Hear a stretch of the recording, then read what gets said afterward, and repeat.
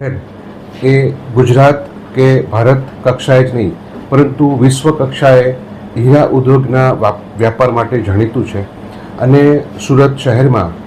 ભારત દેશમાંથી તેમજ વિશ્વ કક્ષાએથી વેપારીઓ હીરાની ખરીદી માટે આવતા હોય છે અને એ જ અનુસંધાને ખૂબ જ મોટી સંખ્યામાં લોકો હીરાના વ્યાપાર સાથે જોડાયેલા છે અને આ વ્યાપાર દરમિયાન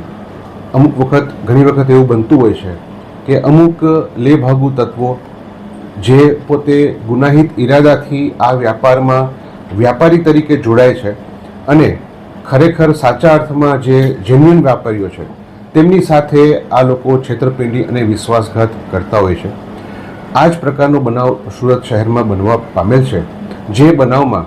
બે અલગ અલગ ફરિયાદીઓ શ્રી અરવિંદભાઈ તથા શ્રી આકાશભાઈએ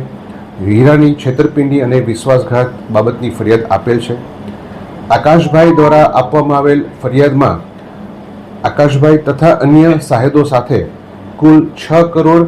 70 લાખ રૂપિયાની હીરાનું વિશ્વાસઘાત અને ચીટિંગ કરી અને માલ લઈ જઈ અને પૈસા ચૂકવ્યા નહીં હોવા અંગેની ફરિયાદ આપવામાં આવેલ છે.